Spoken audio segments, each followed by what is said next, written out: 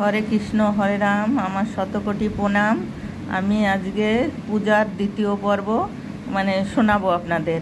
আমি নামটা কালকে বলতে ভুলে গেছিলাম, তাই আজকে আগেই লিখে দিলাম বা আমি বলে দিলাম মেয়েটির নাম পূজা। তাই পূজার জীবনী আজকে অনেকটা আরও বাকি আছে, সেটা আজকে আমি শোনাবো। কারণ আমি কালকে সবটুকু ক্লিয়ার বলতে পারিনি, কারণ পূজার অনেক জীবনী সব একসঙ্গে বলা যায় না, অত বড় হলে সবাই দেখবেও না। তাই আমি পূজার জীবনীটা দেখে আপনারা আমার গপু কথা চ্যানেলে যদি ভালো লাগে একটা লাইক করে দেবেন আর সাবস্ক্রাইব করে দেবেন আর ভিডিওটা সম্পূর্ণ দেখবেন, সেই অনুরোধ রইল আমার। তাই আমি আজকে বলছি পূজার পরে বা মাঝখানে অনেকটাই থেকে গেছে, সেইটাই বলছি আর কি।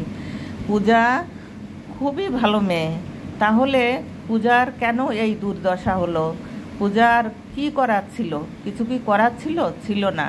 তাহলে মানুষ যারা জেনে বুঝে যারা খারাপ হয়, তাদের জন্যে ভগবান তো শাস্তি দেওয়ার জন্যে দাড়িপাল্লা নিয়ে বসে আছে। আর যারা যারা কোনো উপায় নেই, তাদের পরিস্থিতির শিকার হয়, তখন তাদের জন্যে কি হবে? ভগবান তারা তো নরকে বাস করছে, কিন্তু তারা এই জীবনেই নরকে বাস করছে, জোর করে তাদের নরকে ঠেলে দেওয়া হয়েছে। তাহলে তারা কি নরকবাসী হবে, নাকি তাদের জন্যে কোনো ক্ষমা আছে? তা এই মেয়েটি এ তো অবুঝ মেয়ে, সে তো কিছুই জানতো না, তাকে জোর করে নিয়ে যাওয়া হয়েছে, তাকে আগুনে ঠেলে দেওয়া হয়েছে, এখন সে জ্বলে পুড়ে ছাই হচ্ছে। তাই মেয়েটা অনেক চেষ্টা করেছিল ওখান থেকে বেরিয়ে যাওয়ার, কিন্তু পারেনি। তাই ওই মাসির যে মাসির গল্প বলেছিলাম, যে মাসির আন্ডারে থাকে ওরা, সেই মাসি ওকে খুব ভালোবাসতো। মেয়েটির চেহারা এত সুন্দর ছিল, মিষ্টি চেহারা, ওই মাসি দেখে ওকে নিজের মেয়ের মতো ভালোবাসতো। কিন্তু বাসলেও মাসির কোনো উপায় ছিল না যে ওকে বের করে দেবে, আর বের করে ও যাবেই বা কোথায়? তখন মাসি তবুও বলছিল যে মাসি আমাকে ছেড়ে দাও, মাসি আমাকে অনেক কান্নাকাটি অনেক কিছু করেছে, কিন্তু ছাড়েনি মাসি। ছাড়লে মাসির উপরে চাপ আসবে, কারণ মাসির উপরেও তো সব দালাল থাকে না, সে দালালরাই তো কেনাবেচা করে আর তারাই সব কিছু ব্যবসা করে। তাই মাসি ওকে কিছু করতে দেয়। তাও বলছে, দেখ আমি তোর যতটুকু উপকার করতে পারি আমি ততটুকুই করব। তা মাসির একটা কাহিনী বলছি। মাসি ওকে প্রত্যেক দিন একটা করে রসুনের কোয়া দিত। সেই রসুনের কোয়াটা বলতো অর্ধেকটা কেটে যাতে রসটা বেরোয়, তুই নাভির উপরে দিয়ে রাখবি, যখন তুই ওই ঘরে যাবি তখন এই কাজটা করবি। তা কেন, কী জন্যে কোনো দিন মাসি বলেনি, বলে আমি তোকে ভালোর জন্যে বলছি, তুই এটা করবি। তাই ও কি করবে, অগত্যা তাই করতো আর কি।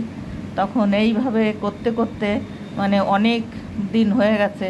তারপরে তো ওই ছেলেটার সঙ্গে দেখা হলে ও তারপরে ও তো যাবে না, বলছে আর যে আমি কি করব, আমার জীবন তো অভিশপ্ত জীবন হয়ে গেছে, এই জীবন নিয়ে আমি ভালো জীবন নষ্ট করতে চাই না।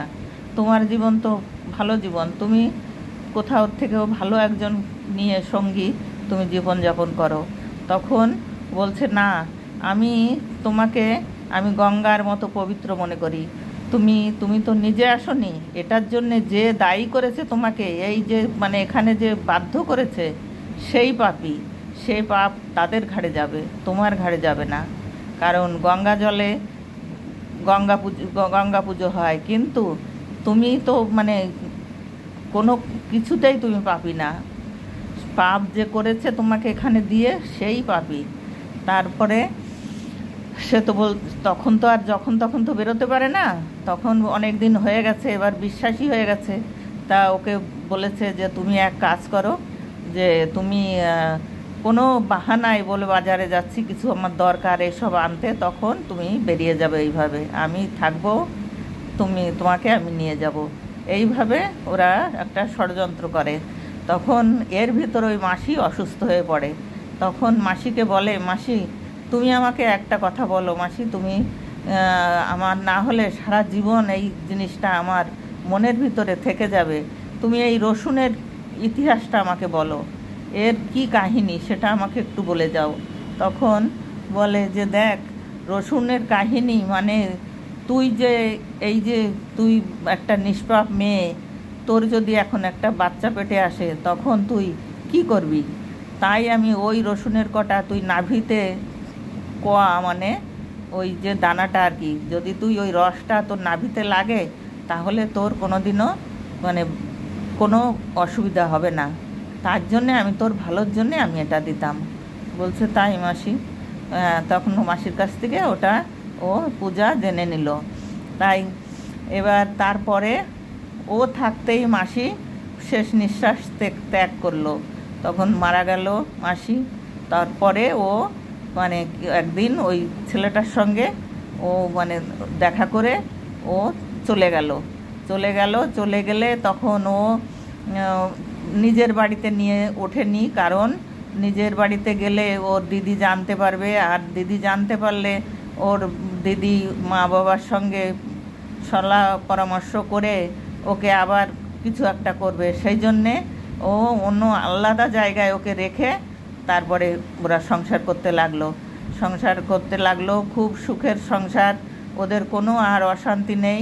মানে ছেলেটা তো সব জেনে শুনেই ওকে নিয়েছে, তাই ওকে কোনো সময় ওই সব বলে ওকে খোঁটা দেয়নি বা কোনো কথা বলতো না। আরও ওকে অনেক অনেক ভালোবাসতো, যে পূজা তুমি দুঃখ করো না, আমি একটা নিষ্পাপ মেয়ে যেমন হয় তুমি আমার কাছে ঠিক সেরকমই। তাই তুমি কোনো সময় মন খারাপ করবে না, তুমি নিজেকে দোষী মনে করবে না, কারণ তুমি দোষী না। দোষী আমার দিদি আর আমার দিদির বান্ধবী, তারা ছিল দোষী, তুমি কোনো দোষ করনি। তোমাকে জোরপূর্বক এটা করিয়েছে, এই জন্যে তুমি দোষী না।